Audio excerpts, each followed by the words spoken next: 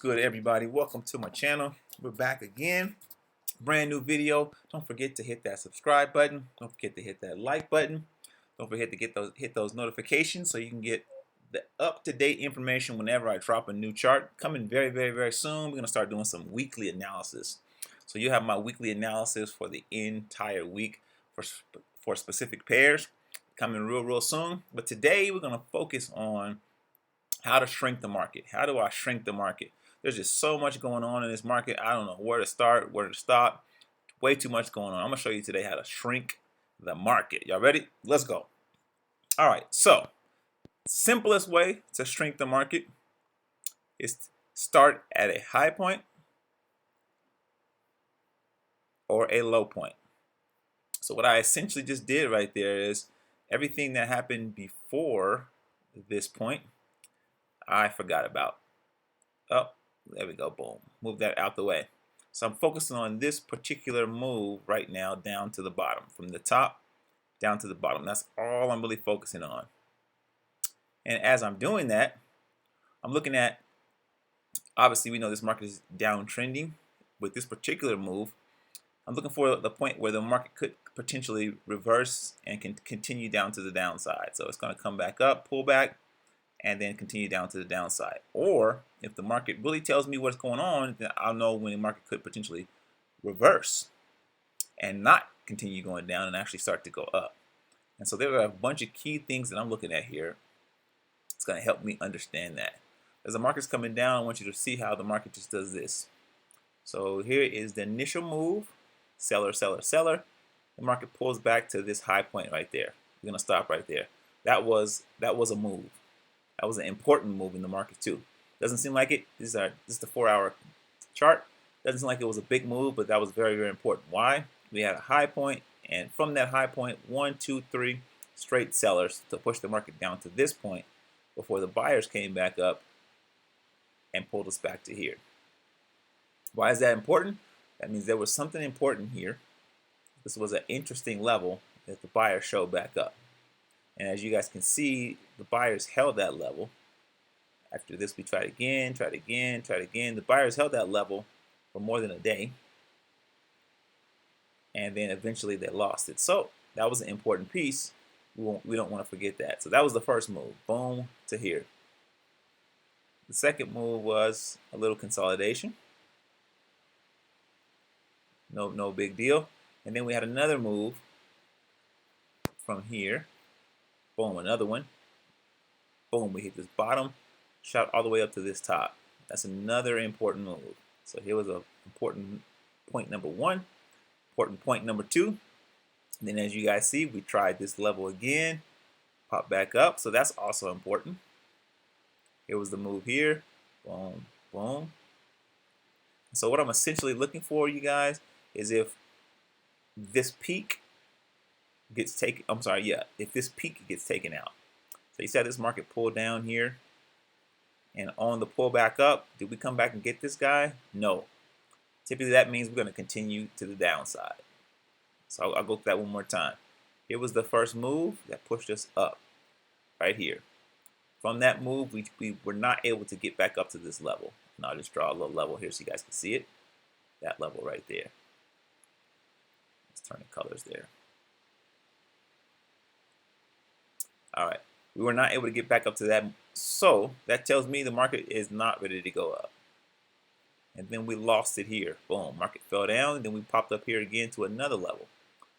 And I want you to see how the market tried again to get up to that level. And we could not. It tells me what? The market's not ready to go up. And so we continue that downside. You guys seeing these moves here? Another move. Boom. Try one more time, reject it, went a little bit lower. And so each one of these moves is actually very important. That's why we're kind of documenting it on the way down. And so I'm going to show you, couldn't break that peak, couldn't break that peak. Market came down, couldn't break that peak. Market came down, couldn't break that peak. And then eventually it melted all the way to the floor with these big sellers. Now I want you to see on the way up Now the market's going to come back, and every single one of these levels right here, the market's going to test it. And if it rejects, it's going to keep falling. But if it is able to overtake one of those levels, then it's going to go try the next one. And then so on and so forth. But whenever you get a rejection, it's coming back down. I'll just show you this. So you guys see right here, boom. We tested it, got rejected. Market shot through this zone, this zone. We stopped here for a brief second and then shot all the way up to this zone. Look at that, market using that as support. So I'm shrinking the market. What am I doing? Once I have this move from a top to a bottom, now I'm looking for a pullback point for my potential entry to sell this market because we just had a downward move. So my first potential area to sell this market is going to be the important pieces that we just left. And I'll go over that one more time. Let me get rid of these really quick. So those were the tops that the market ran over, right? So let me show you something really quick and important here. All right, those are all gone. So I marked up all those as the tops, but these are the important levels here. Boom, that bottom. Why? Because it stopped on a dime right there, shot back up. And then this bottom, same reason. This one's so close, I'm gonna leave it. This was another level there, another level there. All right, perfect. And so those are the levels potentially that I would be looking to sell at on the way back up. Like I told you, every single one of those that it breaks and closes above, it's almost a foregone conclusion it's going for the next one. So if the market breaks above this one and holds, so see how it broke above right here, went back down. When the market closed right here, it was almost a foregone conclusion that this was the next target.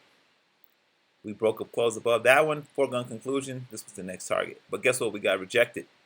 Came back to this guy here, came back down one more time, and then we got target, target, target, shot through it. And so in this short little stint right here, I had some key areas that I was looking for, but that the market was going to come back and test. So typically you're looking for to go with the trend. The trend right now in this move was on the downside. We did see a complete 100% back up to this top, but we didn't break it. What does that mean? It means the market wasn't ready to go up, and so if it couldn't break this 100%, it's going to probably start making its way back down. The thing I want you to focus on though is all your information was in this particular move. You say, how is that possible? All right, let's get rid of all this and I'll show you. All your key information happened on the way down. All the clues, everything you need to know about the move happened on the way down. So let me zoom back out so we can't see that side anymore, and I'll show you. All right, here we go. So the market started here. We sold down to here. I'm going to zone that up. That market sold to here and then down to there. So if you missed all this, trust me, on the way up, you're going to get it this time. Market stopped right there. Boom. All right. Now, so here's how I'm reading this market. I can buy or sell. Once the market found some footing down here and started to make its way back up, I knew this was my first target. How did I know? Because it was the last important point. See how we dropped all the way down here? And this was the next important point. But I told you on the way down, market fell. This was the point that the buyers came in and pushed us up. Buyers came in, pushed us up. Buyers came in, pushed us up.